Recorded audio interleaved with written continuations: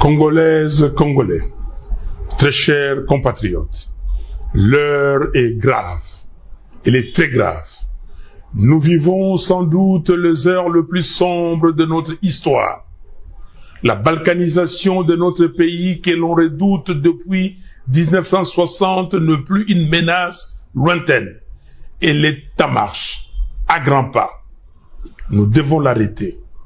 Et pour cela, je m'adresse solennellement à trois compatriotes, Corneille Nangaa, Joseph Kabila et Félix Tshisekedi. Monsieur Nangaa, je vous en conjure, cessez d'être complice des massacres de nos frères et sœurs. Cessez de livrer notre sol, nos vies et nos ressources aux forces étrangères. Le sang congolais ne peut plus couler avec votre complicité.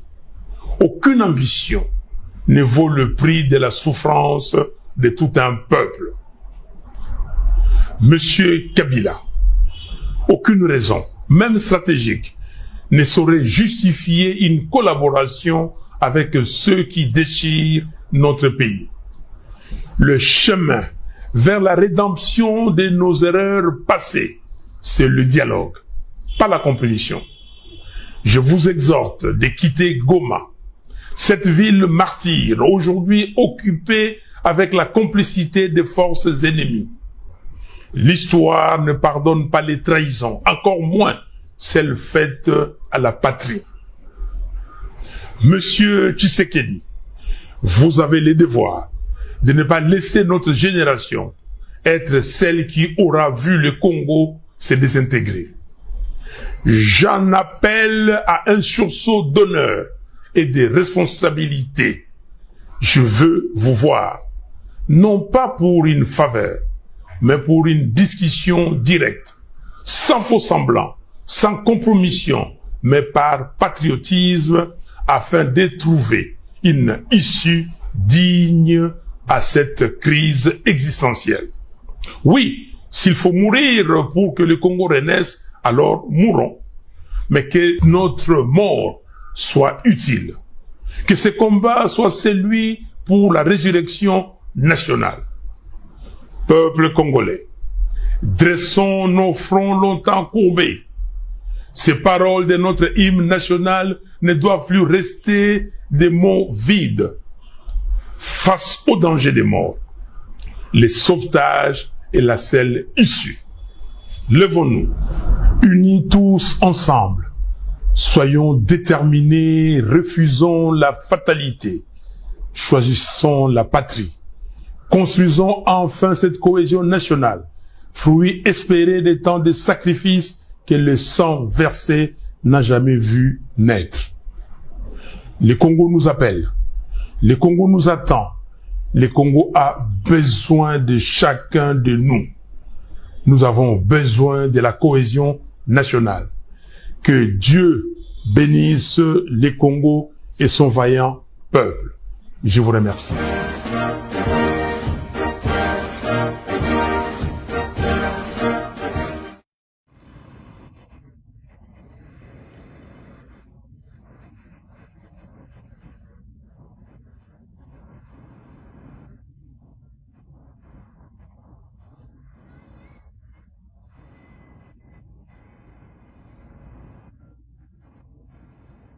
Congolese people, because we realize that calling out President Martin Fayulu, the opposition leader Martin Fayulu, in his speech, I call that a revelation. It's not a speech because it's an address that will shake things up.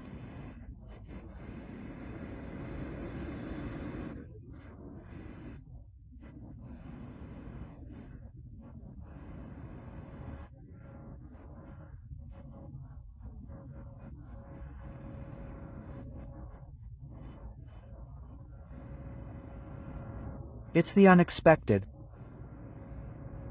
It's a first in our country, in the political history of our country.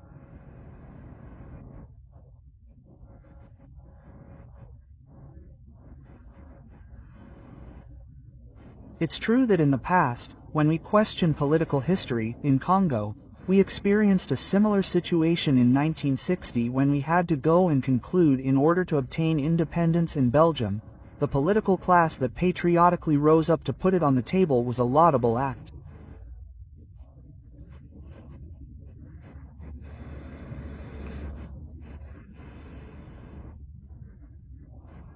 We experienced the same thing with Papa Etienne Tshisekedi, an opposition leader, and Mobutu Kumausi, when Zai was threatened by the AFD.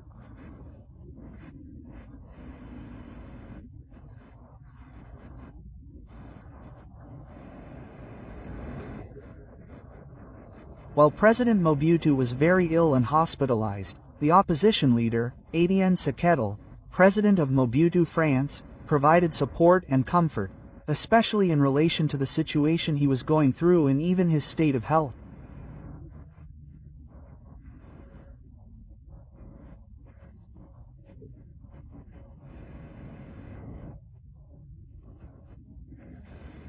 It is no different from what happened between Kabila and Tshisekedi in 2018. Even though there was an alternation, it was not true. The result was a farce, because it was about the interests of individuals, and not the interests of the nation.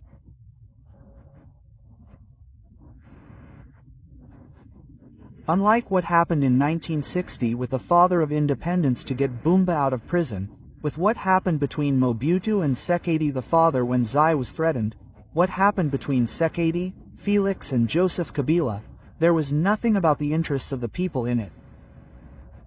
It was all about personal interests. Proof that when he understood today, he misunderstood everything because there is nothing in it that concerns the national popular interest.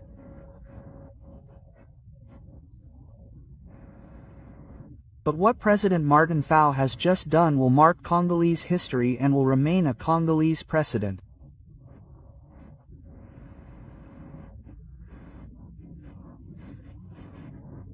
Whenever there is a problem that affects the Republic, the opposition, the majority, civil society, we must all come together, unite around the one who embodies the nation, who is the head of state.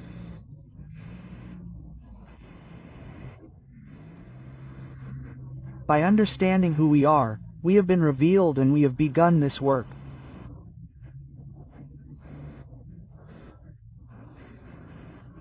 People have said political exile, and that is where you confuse opposition to an individual and opposition to the Republic.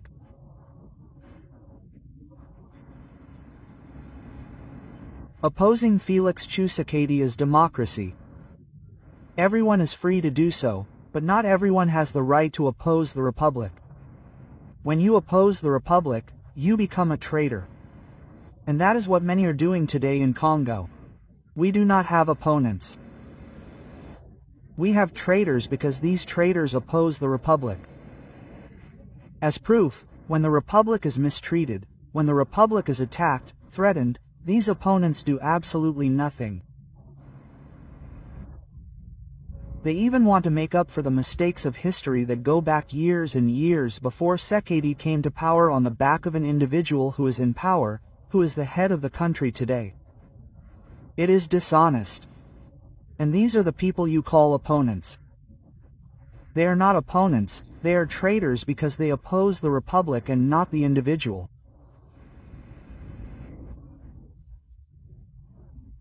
And here, I really come to salute the courage of the soldier of the people Martin Fayulu, because today no one can say otherwise.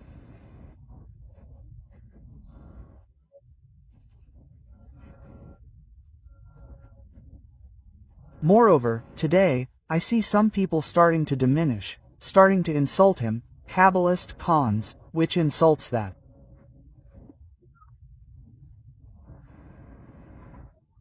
Means that he was the most popular. But why, when he says, he bows down to say, I want to see Tshisekedi in person. Why does this speech, this revelation of a traitorous Fayulu shock you? Not us, the Congolese, as Congolese, as Congolese. We are happy when we see our leaders come together to defend the Republic. But these are traitors who will be hurt, who will have a hard time digesting it. Tension.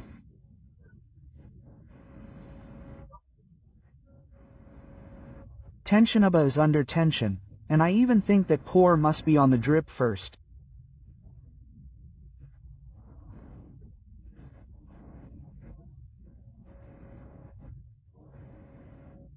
But today he came to say publicly that he wants to see Tekedi, and for national cohesion, because the country's integrity is threatened.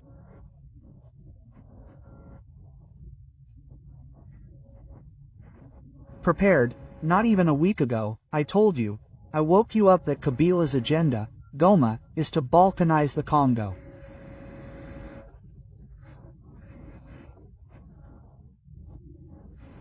You saw today that Fayulu came with a reincarnation, or revelation, and he said, no, Makila, you have to, but how did he go and speak individually?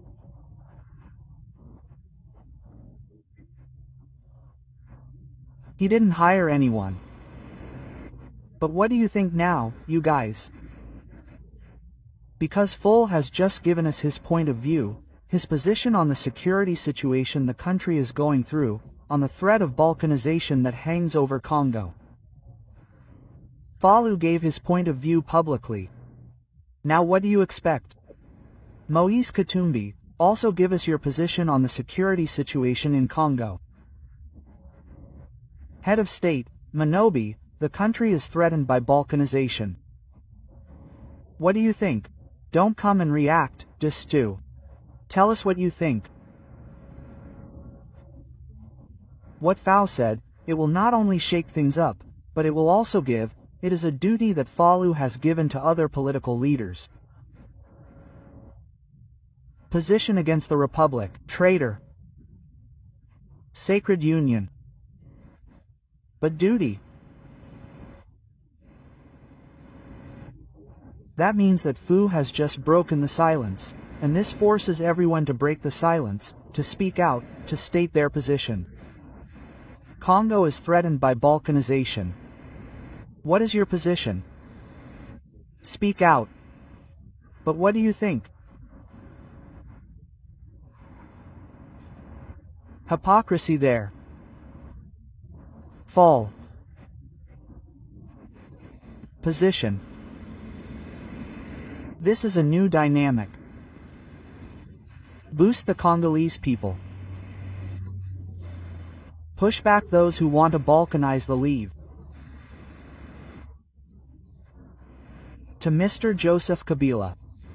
There, no reason, even strategic, can justify collaborating with those who are tearing our country apart. Especially for a person who was head of state. We shouldn't call you back, and that's clear. And to his Penton Corona, stop being an accomplice in the massacre of our brothers and sisters on the Bazali side.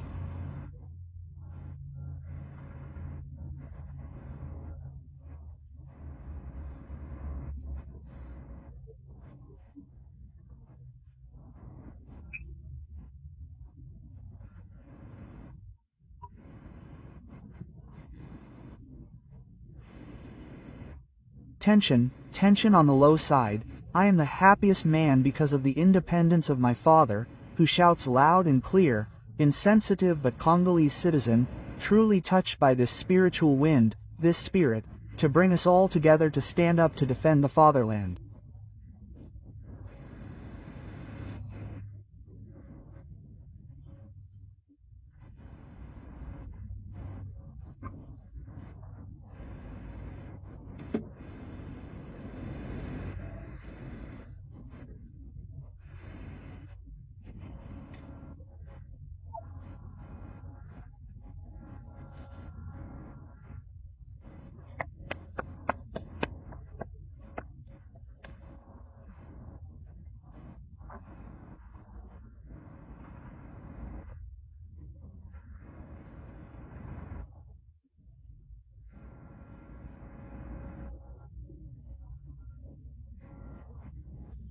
The time has come.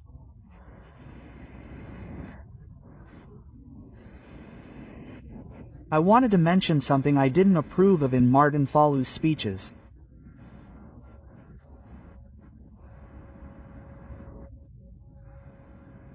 Martin Fayulu's negative side is what made him come close to power, but he failed.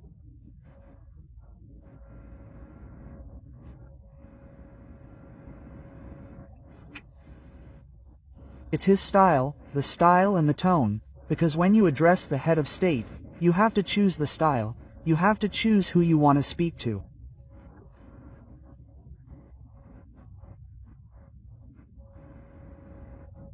But Fu spoke to the head of state as if he were giving instructions. You don't give instructions. The choice of voice, tone, and style matters. You need to be a little polite when you address the head of state.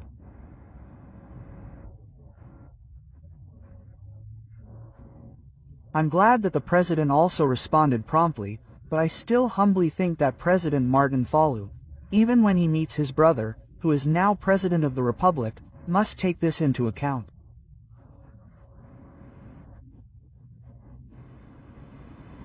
He is the guarantor of the nation. You don't talk to him, especially when you're a political leader, just any old way.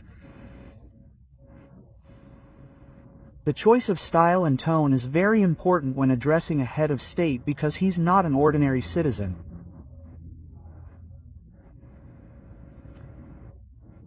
Respect for Tshisekedi means respecting his role as head of state. He's not a dictator, he's not a god, but he's a head of state. When you address him, there's a certain way of speaking to him. You can't give instructions to a head of state. That's the aspect that I didn't appreciate in this address by President Martin Fayulu.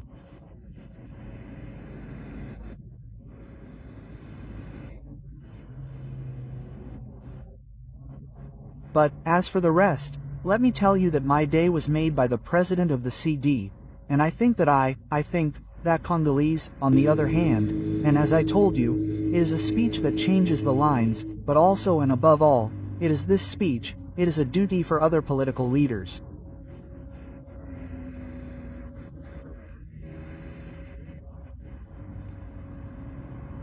Are you waiting for Joseph Kabila? Prepare for the referendum. Prepare for the referendum. Receive the audios. There's one person who was received by the Zoyamba delegation who revealed to me what Kabila is doing, saying to show Bongo that living together is an obligation.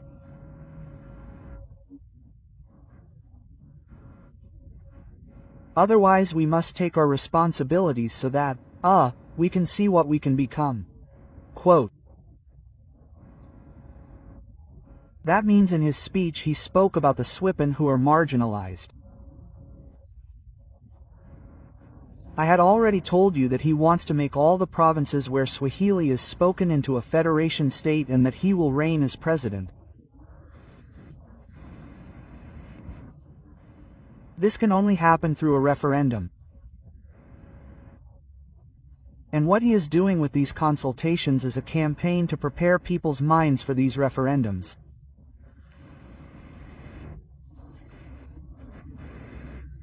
I will come back to give you the details of how Kabila is preparing people's minds through these consultations for a referendum in order to make two Kivmas, Katanga, Tanganyika and the Eastern Province, an independent state that will separate from Congo. And that is the plan?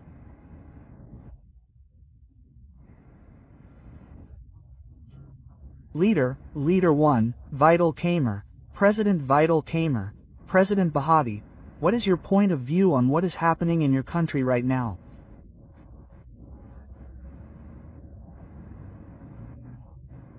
Because this is your country, which means that these are your respective electoral bases. President Fo, speaking is a duty that you have to do because the people also want to know what President Kamer thinks about the threat of Balkanization in Congo. What does President Bahati think about the threat of Balkanization in Congo? Especially since all these plots and plans are conceived and executed on the electoral basis where you are voted for in your country. It is very important that you can also address the people, that you can also have a word with the people. This is very important in relation to history, because later on we will ask questions.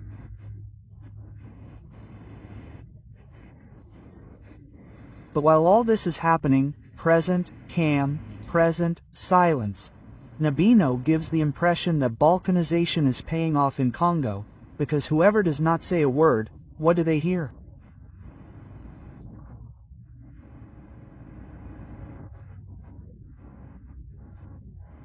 That is why, each time, you are suspected, because your silence is so soft, so worrying.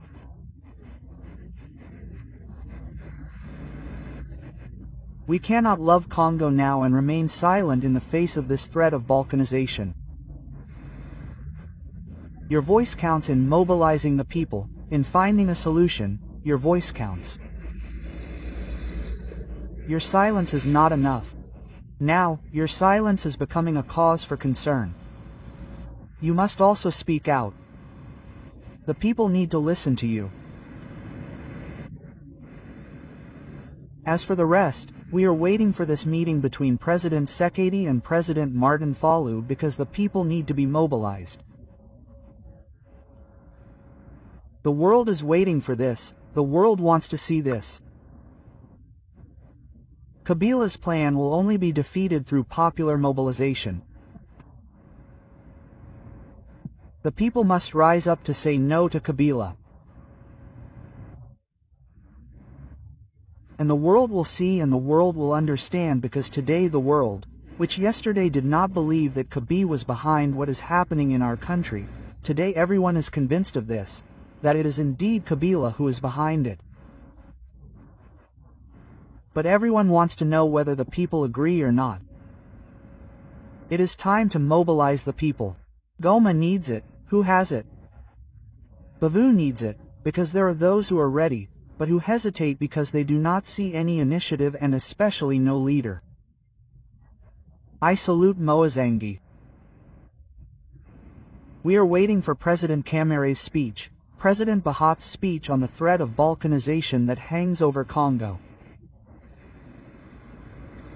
Thank you very much, Mr.